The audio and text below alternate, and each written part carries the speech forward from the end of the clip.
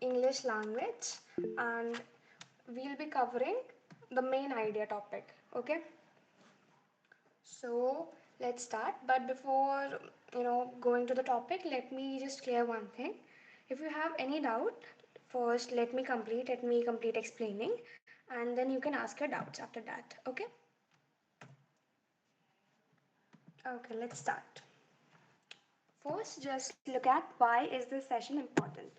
So firstly, we'll learn about the syllabus which will be asked in your English section of CLAT 2026 exam.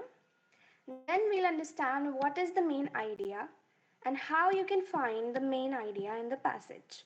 And at last, we'll solve questions which are based on previous year, which are asked in CLAT and ELIT as well. Okay, so let's start. First, let's look at the syllabus. So in CLAT, there are like so many things which you have to cover for English, like comprehension, vocab, grammar. So all these things play a very crucial role in your English section.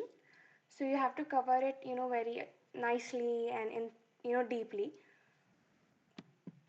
So in your reading comprehension, your ability to understand and interpret passages was asked, how you can draw inferences and conclusion. In vocab, they will be given like synonyms, antonyms. So you'll have a very nice, vocab. Then grammar. There will be one or two questions related to nouns, pronouns, adjective. Okay. So this is your syllabus of English. Now just look at the aspects. There will be the type of question will be MCQ. There will be a passage like about 350 to 400 words, and there will be 5 to 6 questions. Number of question 20 to 26. Average we can say 24. Total marks 20 to 26 depends. Weightage is around 20% of the question paper. For every correct answer, you get 1 marks, and for every incorrect answer, 0.25 marks are deducted as a negative marking. Okay, so now let's look at the thing which is tested in RC. RC means reading comprehensions. Okay, so in reading comprehension, your ability to understand the main point and the main argument, it is tested. If you know the main argument or the main point, you will be able to, solve so many questions, because most of the questions revolve around the main point. Only the language might be direct or indirect, but at the end it will ask questions related to main point only. So you have to, know this thing very clearly. Second, the tone of the author. What's the stance of author? Is he positive or negative or neutral? So there will be definitely a question related to tone, and then overall concepts, right? Now let's look at the main idea. What is main idea? So in CLAT English section, main idea refers to the central theme or the primary message. What is the, base of the passage? What is the core of the passage? It is known as the main idea. It is the key point that the author wants to convey by providing supporting details, and it is this thing in which whole passage revolve around. Now let's look at an example. Read this passage. Read this quickly and tell me what is the main idea. These are the 4 options, out of which what is the main idea.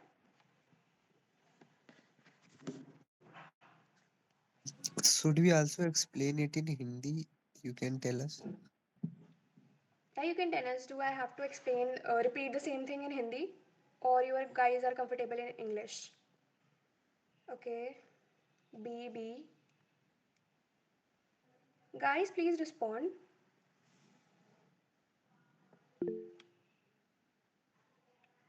B. Okay.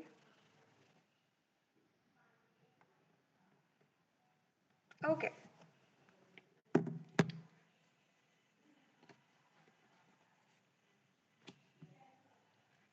Okay, Katyayani said D. Okay.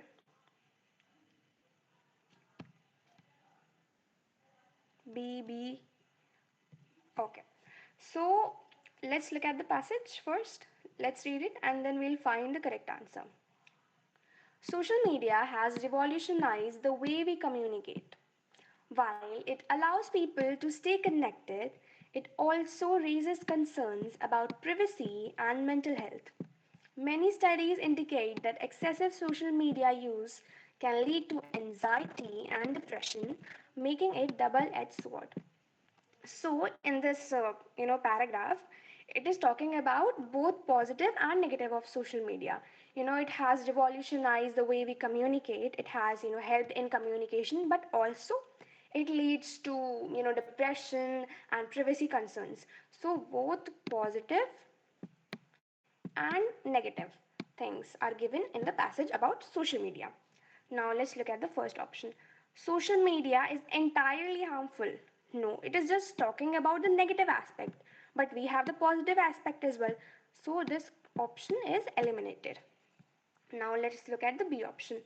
Social media has changed communication but has drawbacks. Correct, it aligns with the passage.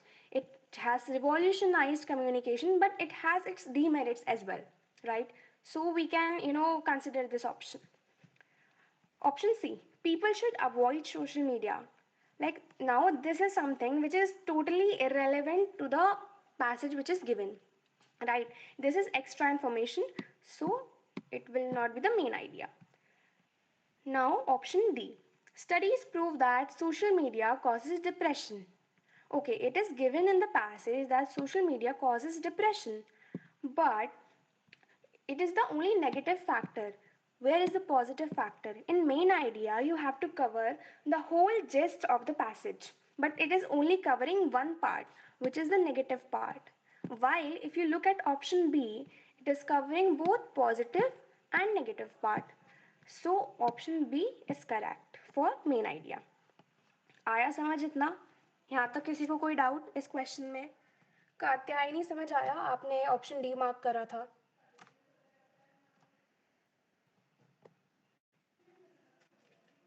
Okay, so let's proceed. Now let's look at how to find the main idea. इतना तो हमें समझ आया कि main idea होता क्या है. Now let's look at how can we find the main idea. So there are some tips, tricks and techniques, you know, through which we can find the main idea in any given paragraph or passage. So whenever you are reading any kind of passage or paragraph, you have to focus on why is this passage written, what is the thing which author wants to convey. We have to find that thing. You have to focus more on author's belief, his perspective, his claim, his stance, his suggestion and his opinion. You have to find like what the author wants to convey through his article, through his passage, through his paragraph. Once you find it, you'll get the idea about the main idea, so it will become more easier to find and solve questions. you know Now let's look at the next point. The conclusion and introduction give an idea of theme of the passage or the paragraph. Most of the times in introduction and conclusion, your main idea is given, so from that you can get a hint of main idea. So, now next point, look for any three words which can summarize the passage. Whenever you are reading any kind of paragraph or passage, you have to look for those words through which they are the basic core of that passage. मतलब ऐसे words आपको देखने हैं जिससे कि आपको पता चल जाए कि हाँ, ये अगर words नहीं होंगे इस passage में तो ये passage relevant नहीं रहेगा, उस चीज़ के बारे में नहीं रहेगा वो. जैसे कि एग्जाम्पल के लिए देखते हैं, ये वाला आपका पैसेज है, पैराग्राफ है, सॉरी, ये पैराग्राफ है. इसमें से आप लोग 3 वर्ड्स मुझे अपनी चार्ट्स में लिख के बताओ, कोई भी 3 वर्ड्स जो पूरे इस पैराग्राफ को समराइज करते हो, quickly in the chat box.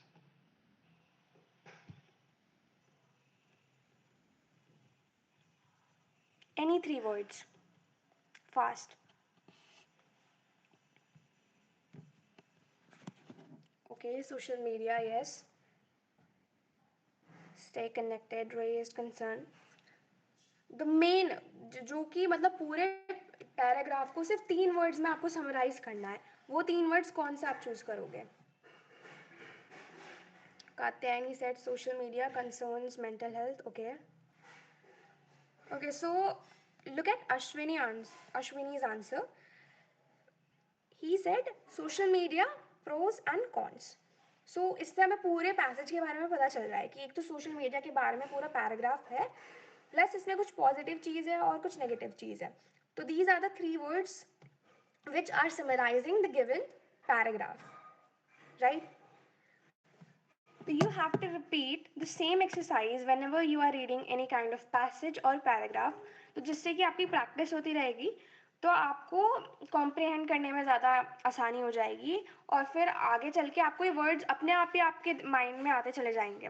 ठीक है, अभी स्टार्टिंग में, अभी we are at beginner level.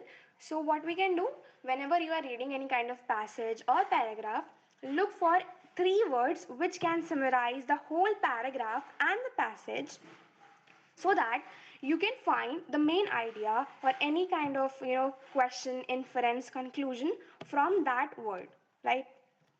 भी स्टार्टिंग में प्रैक्टिस हो जाएगी, तो फिर आगे चल के क्या होगा कि आपके माइंड में अपने आप ही वो वर्ड्स आते रहेंगे, तो इससे क्वेश्चन सॉल्व करने में काफ़ी ज़्यादा आसानी हो जाएगी, right?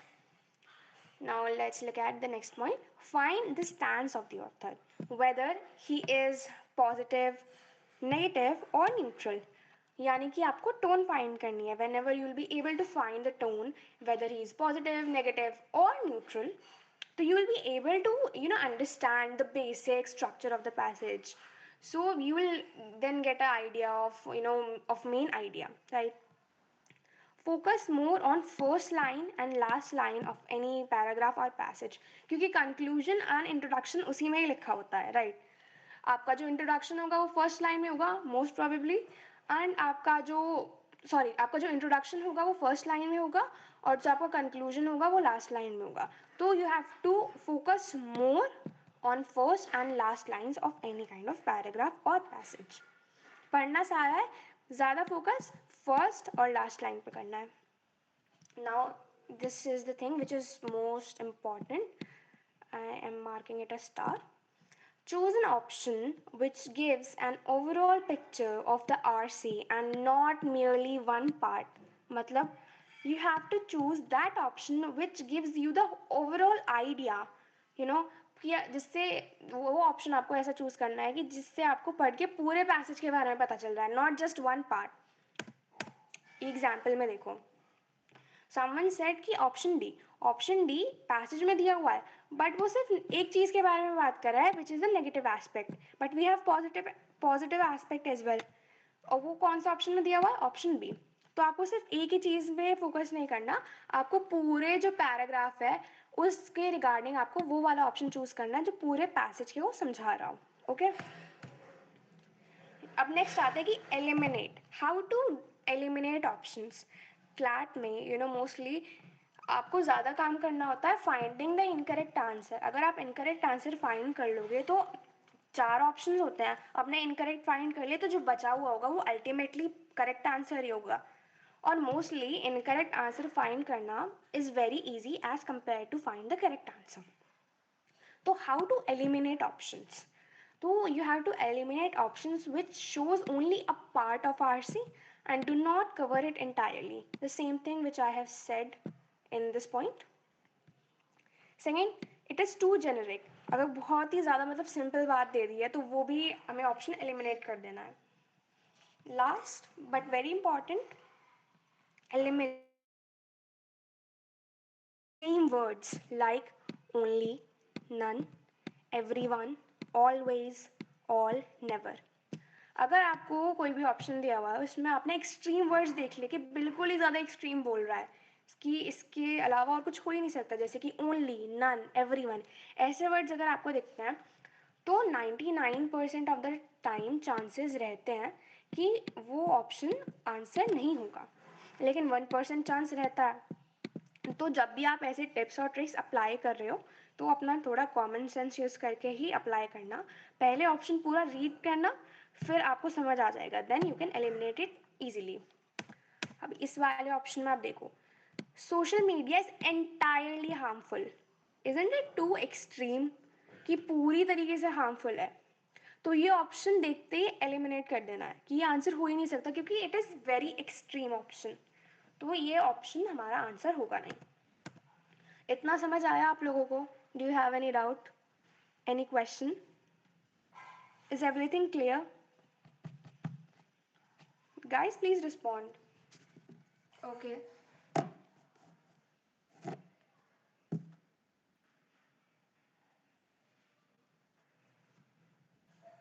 Okay, now you guys tell me in the chat box what is a main idea? What is main idea in a passage? Give me the definition quickly. No, it's not the stance of the author. It is the overall picture of the passage. Stance of author is tone. That is different thing. The thing author is talking about, correct? The thing which author wants to convey, central idea of the passage. Yes, Katyayani said main idea is the brief of the passage, which can summarize anything, which is, in one sentence you can summarize the passage, but it is your main idea. Crux, yes, definitely. Okay तो I think आप सभी को clear हो चुका है कि main idea क्या होता है. अब इस चीज़ को इम्प्रूव कैसे करें, क्योंकि आप मुझे ये बताओ, आपने न्यूज़पेपर्स पढ़ने स्टार्ट करे? कोई भी न्यूज़पेपर कौन सा पढ़ते हो बताओ, द हिंदू और the Indian express? Okay, the Hindu, correct. तो यानी कि आप पढ़ रहे हो न्यूज़पेपर, ठीक है. तो इससे तो आपकी रीडिंग इम्प्रूव हो जाएगी, लेकिन हमें अभी और काम करना है. बट समझ नहीं आता वानी, लाइक आप द हिंदू पढ़ते हो तो इसमें आपको पूरा न्यूज़पेपर पढ़ने की ज़रूरत नहीं है.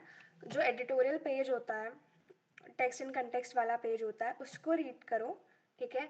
स्टार्टिंग में थोड़ा डिफिकल्ट लगेगा क्योंकि उसकी लैंग्वेज थोड़ी एडवांस लेवल की होती है, बट धीरे धीरे आप कंफर्टेबल हो जाओगे. अगर आपको वोकैब टफ लग रही है तो पहले देखो, वोकैब तो उसमें हर बार नहीं आएगी, क्योंकि जो लोग उनको लिख रहे हैं दे आर वेरी प्रोफेशनल लोग, ठीक है. तो अगर आपको ऐसा है कि कोई वर्ड आपको दिखता है जो आपको समझ नहीं आता, तो you can search it on Google, ठीक है. और अपनी एक नोटबुक बना के रख लो, उसमें यू कैन राइट. और मोस्टली ऐसा देखा गया है कि जो पैसेजेस क्लैट में आते हैं वो न्यूज़पेपर से ही लेते हैं, ठीक है. तो वोकैब के क्वेश्चंस भी उससे आसानी से हो जाएंगे और आपकी वोकैबलरी भी बिल्ड होती रहेगी. तो अगर जब भी आप कोई एडिटोरियल पढ़ रहे हो, कोई आर्टिकल पढ़ रहे हो और आपको कोई वर्ड दिखता है, ठीक है, तो you can search it on Google and then you can write it in your notes. Okay. Katyayani said, but I am inconsistent sometimes, plus I don't know if the way I am reading is the right way. Okay, let me tell you. आपको जो newspaper है वो पूरा नहीं पढ़ना होता, मैंने पहले भी बताया. मेन फ्रंट पेज पढ़ लो, बाकी का अंदर का जितना भी होता है वो पॉलिटिकल न्यूज़ से भरा रहता है, तो वो हमारे काम का नहीं है. देन फिर सीधा आ जाओ एडिटोरियल वाले पेज पे. एडिटोरियल के दोनों पेज अच्छे से पढ़ लो. नेक्स्ट फिर आता है टेक्स्ट एंड कंटेक्स्ट का. अगर आप इतना भी कवर कर रहे हो ना, इनफ है अभी के लिए, इससे ज़्यादा करना ही नहीं होता. तो अभी पे इतना ही करो, ज़्यादा पूरा न्यूज़पेपर पढ़ने की कोई ज़रूरत नहीं, क्योंकि पूरा अभी हमारे रेलेवेंट का भी नहीं है. इतनी सारी पॉलिटिकल न्यूज़ दे रखी है, आधा न्यूज़पेपर तो इलेक्शंस वाली न्यूज़ से भरा रहता है ना, तो वो हमारे काम का नहीं है. जो हमारे काम का है हम वो पढ़ेंगे, बाकी कुछ भी होता रहे, ठीक है. अब न्यूज़पेपर्स तो आप पढ़ रहे हो, पर अपनी रीडिंग स्किल्स को इम्प्रूव करने के लिए आपको कुछ वेबसाइट से आर्टिकल भी पढ़ने होंगे, ठीक है. Shiven, I will address this question in the end of the session. Okay, पहले मैं अभी पूरा कंप्लीट करा दूँ, लास्ट में we will take your doubts related other, not related to the lecture. Okay, ठीक है. तो मैं बता रही थी कि अब न्यूज़पेपर्स तो आप पढ़ रहे हो, न्यूज़पेपर के अलावा आपको अपनी रीडिंग स्किल्स इंप्रूव करने के लिए there are some websites which I used to follow. आप लोगों को भी करना चाहिए, क्योंकि इससे है ना, आप न्यूज़पेपर में एक टाइप की न्यूज़ होती है, एक टाइप का एडिटोरियल होगा, जो चीज़ें न्यूज़ में चल रही होंगी उसी का ही वो एडिटोरियल बना देते हैं. लेकिन these websites they have different kind of genres, like philosophical, sociology, science and tech, such different kind of genre. और क्लैट में भी ऐसा होता है कि फिक्शन और नॉन फिक्शन दोनों आता है. लास्ट ईयर का भी देखो तो फिक्शन भी था और नॉन फिक्शन से अलग अलग टॉपिक्स थे. तो you have to diverse read diversely. तो उसके लिए there is one website called aeon.co. इसमें काफ़ी लेंदी आर्टिकल्स होते हैं. It use to take me 30 minutes पूरा आर्टिकल रीड करने के लिए. तो आपको हर रोज़ नहीं पढ़ना, एक आर्टिकल एक वीक में, इससे ज़्यादा नहीं अभी के लिए। एक आर्टिकल एक वीक फ्रॉम aeon.co। अब बाकी की ये वेबसाइट्स दी हुई हैं, scroll.in, guardian.com, wire.com, nautil.us। इनसे आपको कोई भी एक आर्टिकल पढ़ना है डेली ऑफ डिफरेंट जॉनरा, यानी कि आपको डाइवर्स रीडिंग करनी है। क्योंकि कुछ सेक्शंस ऐसे होंगे जो आप आसानी से पढ़ पाओगे। जैसे कि मेरे केस में I used to be like very good in articles related to sociology and philosophy, but not with economics. तो आपको ऐसे जॉनरा पे काम करना है जिसमें के साथ आप कंफर्टेबल नहीं हो, क्योंकि क्लैट में क्या है, कोई सा भी जॉनरा उठ के आ सकता है, हमें नहीं पता। So you can use these websites and you have to read one article daily from these websites and one article per week from this website. Okay? इतना करोगे तो आपकी रीडिंग स्किल्स, अभी तो हमारे पास काफ़ी टाइम है। अगर आप रोज़ एक आर्टिकल पढ़ते हो तो दिसंबर तक you have read so many articles कि आपकी रीडिंग जो स्किल्स हैं वो काफ़ी ज़्यादा इंप्रूव हो जाएंगी। इससे आपकी कॉम्प्रिहेंशन स्किल्स इंप्रूव होंगी, लॉजिकल में भी ये चीज़ काम आएगी, लीगल में भी काम आएगी, और इंग्लिश में तो काम आएगी ही आएगी। तो तीन सेक्शन होंगे इससे आपके अच्छे, ठीक है। तो आपकी रीडिंग स्किल्स पे आपको काम करना है। नेक्स्ट आता है क्वेश्चंस प्रैक्टिस कर लें।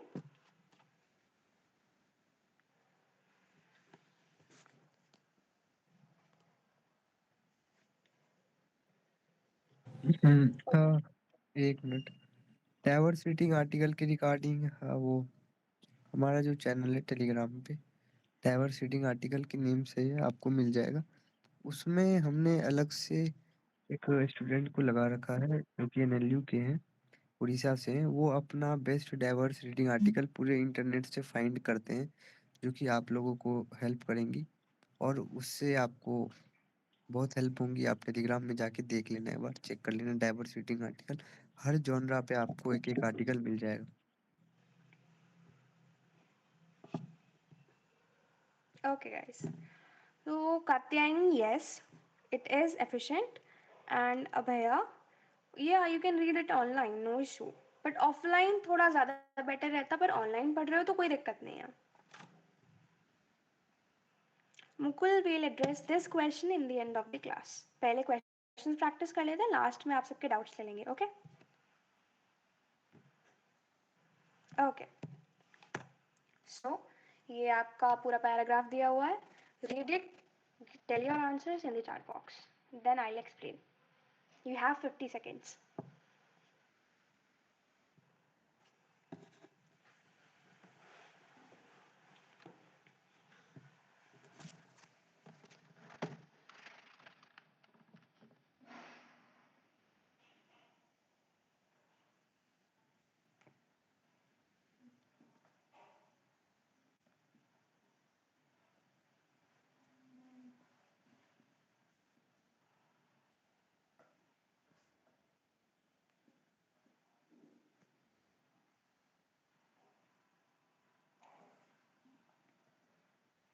Okay, so many people are saying B, B, B, B. Okay,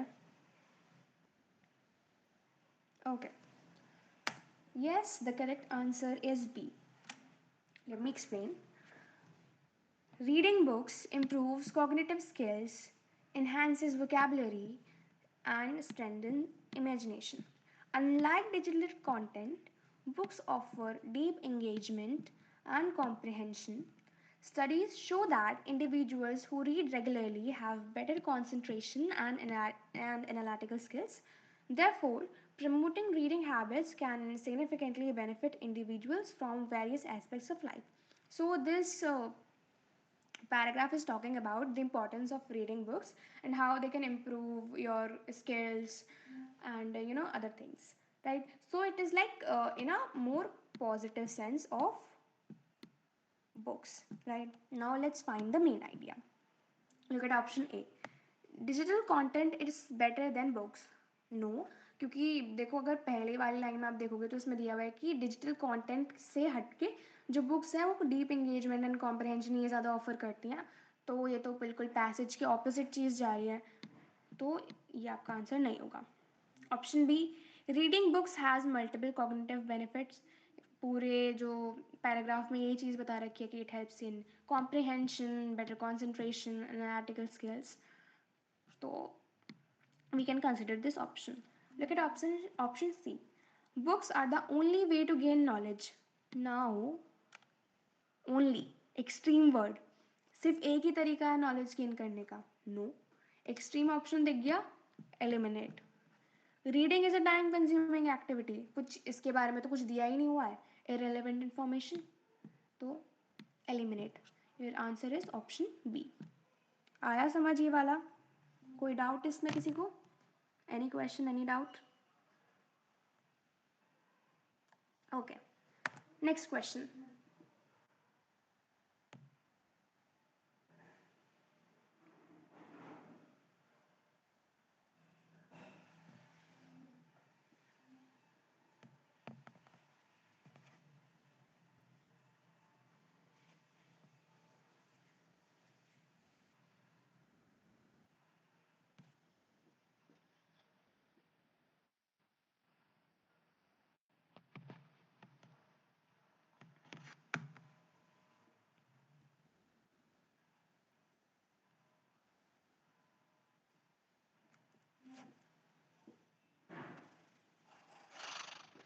Ishan, correct. C is extreme option. Okay.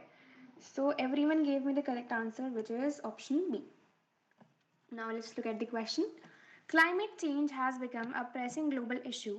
Rising temperatures, melting glaciers, and extreme weather patterns indicate that human activities are significantly impacting the environment. To mitigate these effects, nations must adopt sustainable practices, reduce carbon emissions, and invest in renewable energy resources. तो इस paragraph में पूरा बताया हुआ है कि कैसे climate change is a very global issue. It's very alarming, and we have to find something in order to counter that. Question पूछा है main idea. Climate change is a myth. No. पहली लाइन में दिया हुआ है climate change has becoming a pressing global issue. ये तो opposite जा रहा है. Eliminate. Option B. Human activities are causing climate change and action is needed. पूरे पैसेज को इसने समराइज करा हुआ है. पहली लाइन पूरा देखोगे कि क्लाइमेट चेंज, ह्यूमन एक्टिविटीज की वजह से क्लाइमेट चेंज हो रहा है और उसके लिए we have to do something in order to counter that. We can consider option B. Now look at option C. Only governments can solve climate change. No, because the word only. Extreme option. देखते ही eliminate हो जाना चाहिए. Last option. Climate change has no real consequences. No real consequences. जबकि पहली line में दिया हुआ है it is becoming a global issue.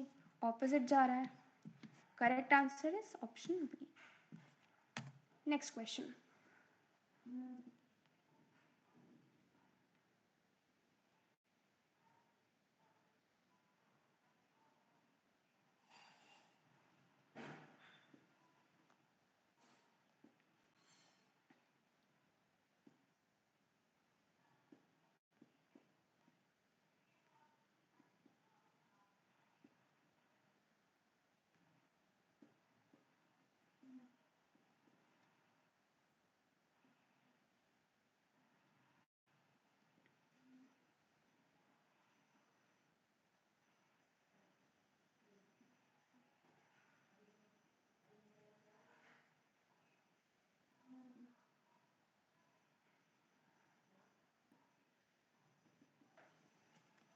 Okay, so everyone is saying C.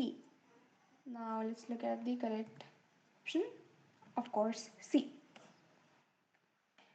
Now, modern education emphasizes technical and vocational skills to prepare students for job market. However, an excessive focus on these skills often sidelines humanities and critical thinking, which are essential for fostering creativity and ethical reasoning.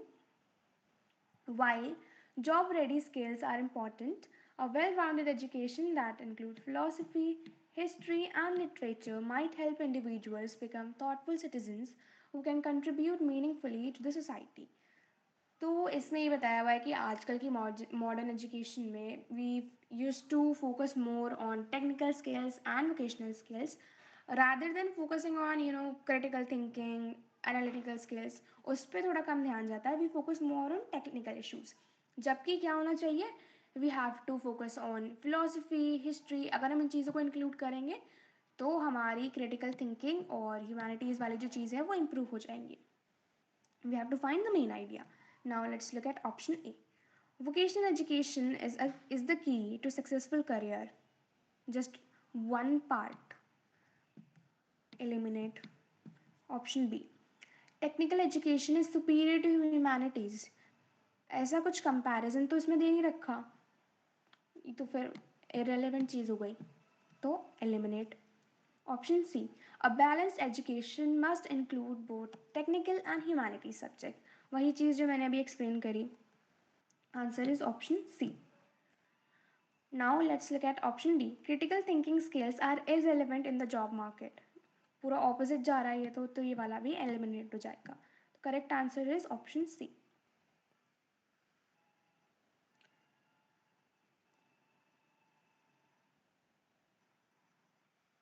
हाँ, हाँ yes Ishan, क्योंकि मैंने आपको बोला था ना, क्योंकि जब भी हम पूरा ऑप्शन रीड कर रहे होते हैं, अगर हम एक्सट्रीम वर्ड्स भी देख रहे हैं तो हमें वो देखना है कि वो वर्ड किस कंटेक्स्ट में यूज़ हुआ है. यहाँ पे मस्ट इज एक्सट्रीम, बट उसका कंटेक्स्ट क्या है, वो टेक्निकल और ह्यूमैनिटी सब्जेक्ट दोनों के लिए इंक्लूड हुआ है, तो it will follow in that exception. तो जब भी आप ऐसी ट्रिक्स को अप्लाई करो तो पहले एक बार पूरा ऑप्शन रीड कर लो, देखो कि वो जो किस कंटेक्स्ट में वो वर्ड यूज हुआ है. ठीक है. Zed, you are saying that I don't have to explain again, but that's why I am here ना. क्वेश्चन तो तुम अपने आप ही सॉल्व कर लोगे. I am here to explain you things. So अगर आपको नहीं समझना तो you can leave the class, no issue. PDF तो आपको वैसे भी प्रोवाइड हो ही जाएगी क्लास के बाद, लेकिन मुझे बाकी बच्चों को तो समझाना पड़ेगा ना. तो अगर आपको नहीं समझना, आपको पहले से ही पता है, तो you can leave the class. बाद में आप सॉल्व करते रहना क्वेश्चंस जैसा आपको अच्छा लगे. ठीक है. Now let's look at the next question.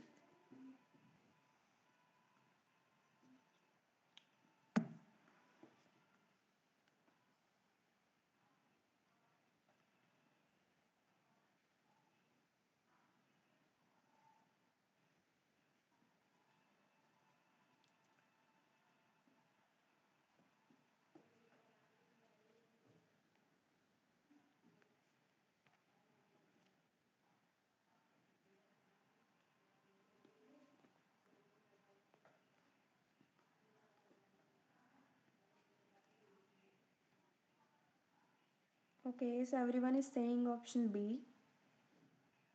Ishan A extreme, yes. B, B.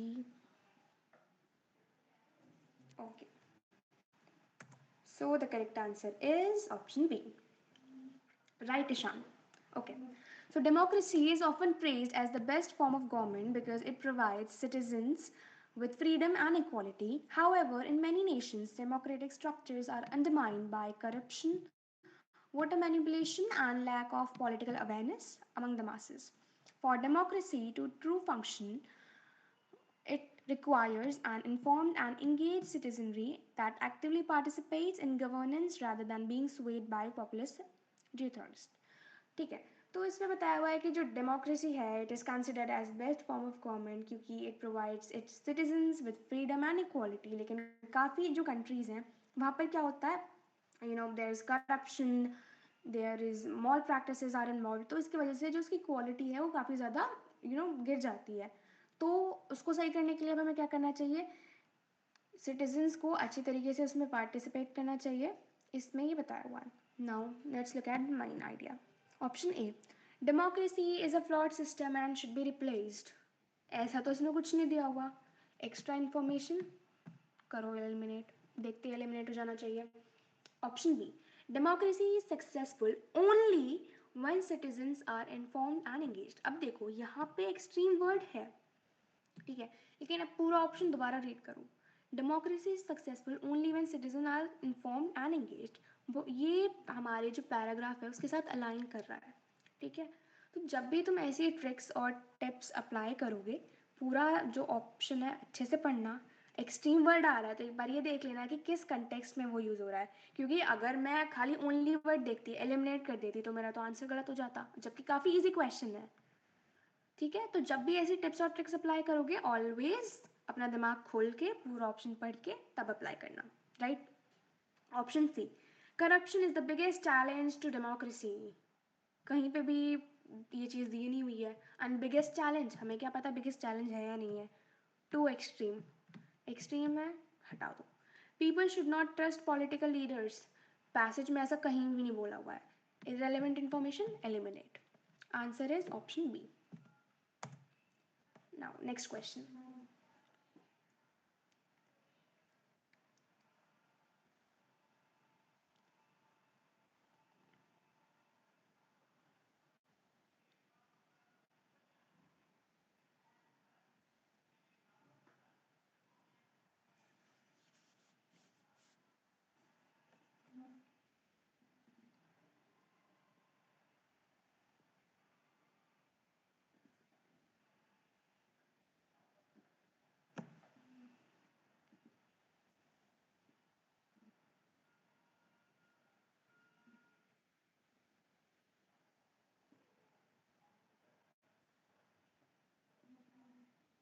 Yes, Ishan. Yes. Okay. So, yes, the correct answer is option B. ठीक है. Okay.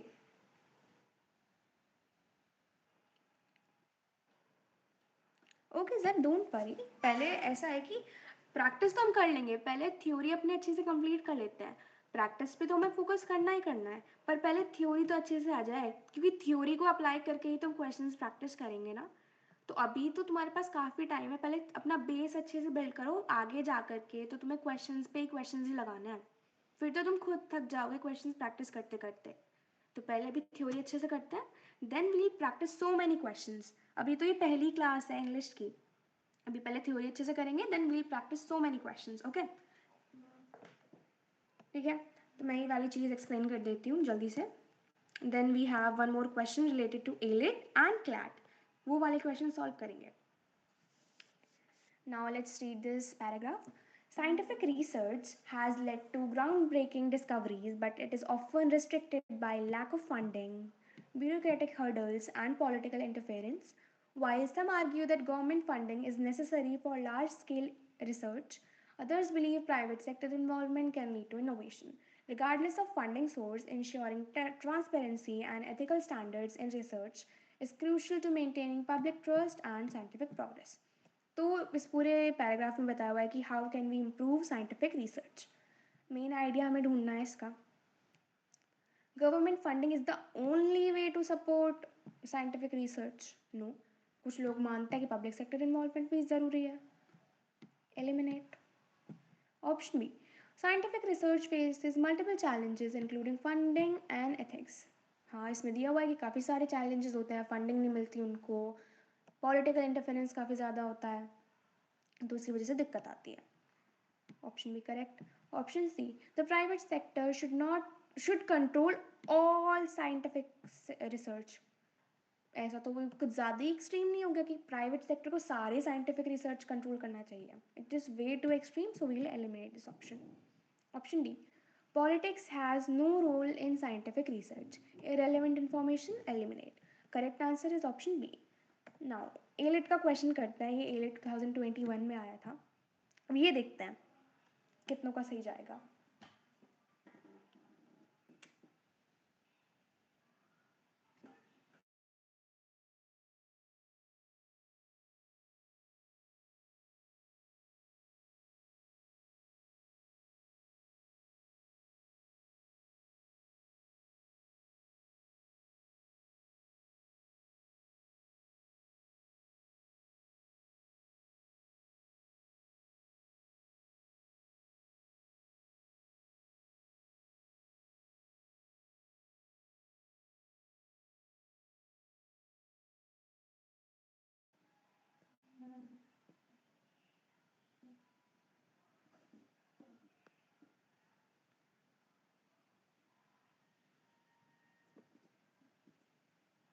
Okay, so everyone is saying C. Yes, Ishan, yes, it is extreme. Okay, so the correct answer is C. अब देखो elite का question था ये, मैंने नहीं बनाया, बाकी क्वेश्चंस मैंने बनाए हैं। एलिट का क्वेश्चन 2021 एलिट वालों जो दिल्ली के प्रोफेसर होते हैं उन्होंने बनाया था, लेकिन सबका सही है। तो देखो यही है ना कि पहले अपनी थ्योरी पे काम करना है, देन हम अपने क्वेश्चंस प्रैक्टिस करेंगे। तो तुमने एलिट का भी क्वेश्चन कितनी आसानी से सॉल्व कर दिया। अब ये देखते हैं, इसको एक्सप्लेन करने की ज़रूरत है वैसे, बताओ, कि आगे वाला क्वेश्चन इज पैराग्राफ बेस्ड, वो काफ़ी बड़ा है। एक्सप्लेन करूँ इसको? ओके, ठीक है ठीक है। नेक्स्ट क्वेश्चन, ये पूरा आपको रीड करना है। जब आप रीड कर लो, right done in the chat box. Last question है ये।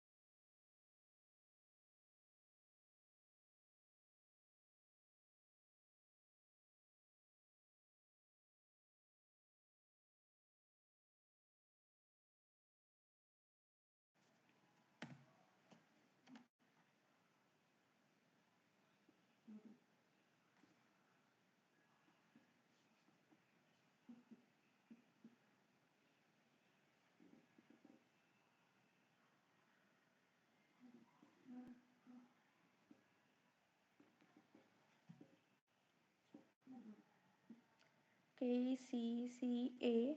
Some of you are saying A, some C. The correct answer is option C. So let me explain why. अगर आप ये पूरा पैराग्राफ देखोगे तो इसमें बताया हुआ है कि how invention and innovation are different, they are close but not same. इसमें पूरे इस पैराग्राफ में वही चीज़ बताई हुई है। देन इसमें बताया हुआ है कि how invention is a result of countless trials and all these things, right. तो ओवरऑल कह सकते हैं कि पूरा जो पैसेज है, it's talking about innovation and invention, ठीक है। Now look at option A, highlight the difficulties faced by innovators. Only innovators, but we are talking about innovators and inventors both, ठीक है। और ये सिर्फ एक पार्ट को बता रहा है। कुछ बच्चों ने ऑप्शन ए मार्क करा था, ठीक है। You are just looking at one part of that passage, पूरी चीज़ नहीं देख रहे हो आप, बस एक पार्ट को आपने देखा है। तो इसलिए option A is not correct. Option B, focus on the hardship of patent seekers. No, this is not the main idea. Hardship के बारे में ऐसा तो कुछ बताया ही नहीं हुआ है। Option C, compare innovators and inventors. Okay, correct, क्योंकि इनोवेटर्स और इन्वेंटर दोनों के ऊपर ही पूरा जो हमारा पैसेज है वो बेस्ड है। Reveal the importance of inventors, importance of inventors only, वही एक पार्ट के बारे में बता रहा है। डी आपका incorrect. Correct answer is option C. जिन जिन लोगों ने ए मार्क करा था, समझ आया कि ए आंसर नहीं है, क्यों नहीं है, आया समझ?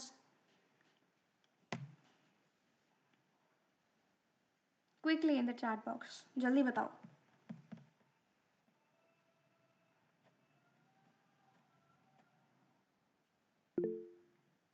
Okay, so answer is C. And फिर आपकी आज की इंग्लिश की क्लास इसी के साथ ख़त्म होती है। नाउ आपके जो भी डाउट्स हैं, now I can take that. जल्दी बताना स्टार्ट करो if you have any doubts. Ishan said the economics genre के एडिटोरियल्स को कैसे डील करें, बहुत प्रॉब्लमेटिक है। हाँ आई नो, मतलब काफ़ी ज़्यादा उसमें एक तो टेक्निकल टर्म्स इतनी सारी होती हैं, फिस्कल डेफिसिट एंड ऑल। तो मैं ये एक तो ये सजेस्ट करूँगी कि पहले आप मैंने जो भी वेबसाइट्स बताई हैं उनसे आप रीड करना स्टार्ट करो, 1 महीने तक कॉन्टिन्यूसली एक एक रीड करो। तो होपफुली आपको पहले थोड़ा आइडिया लगना स्टार्ट हो जाएगा, और जो भी उसमें टेक्निकल टर्म्स दी हुई हैं एक बार उनकी डेफिनेशन सर्च कर लो, एक बार उसका मतलब देख लो, क्योंकि इकोनॉमिक आर्टिकल हमें इसलिए डिफिकल्ट लगता है क्योंकि एक तो उसमें टेक्निकल टर्म्स इतनी सारी भरी होती है कि हमें पता ही नहीं रहता कि उनका मतलब क्या है। ठीक है, तो इट कैन हेल्प, अदरवाइज आगे भी दिक्कत होती है तो we can take a session on that कि how to deal with economics editorials. We can take a session on that, no issue. अभी पहले मैंने जो बताया वो अप्लाई करके देखो, फिर दिक्कत होती है तो फिर हम उसको अलग से कवर कर लेंगे। और किसी का कोई डाउट, एनी क्वेश्चंस?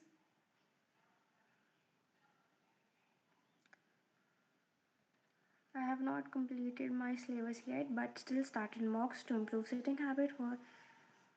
अभी तो देखो, मॉक्स को एकदम से तो इम्प्रूव नहीं होगा, अभी आपका सिलेबस भी कंप्लीट नहीं हुआ है, तो 40-50 एवरेज इज ओके। अभी आप जैसे 1-2 महीने लगाओगे, आपका मॉक का स्कोर भी धीरे धीरे इम्प्रूव हो जाएगा। जब आप अपना सिलेबस कंप्लीट कर लोगे तो स्टार्टिंग में 40-50 सबका रहता है, उसमें कोई दिक्कत नहीं है। धीरे धीरे अपने आप इम्प्रूव होता चला जाएगा। बस ये है कि आपको अपने कॉन्सेप्ट्स पे फोकस करना है।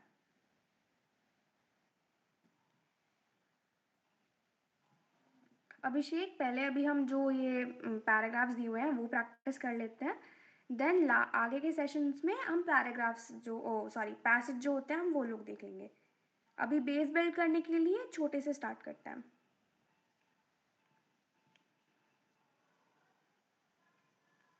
नो कैट इतना ज़्यादा करने की कोई ज़रूरत नहीं है। कैट जितना अभी मैंने क्लास में पढ़ाया है, मैंने कल लॉजिकल की क्लास ली थी, उतना इनफ है। क्वेश्चंस प्रैक्टिस करना है तो टेलीग्राम पे काफ़ी सारे सेक्शनल्स डले हुए हैं, आप उनसे प्रैक्टिस कर सकते हो।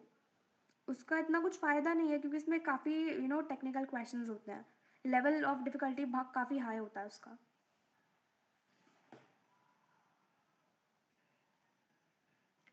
और किसी का कोई डाउट?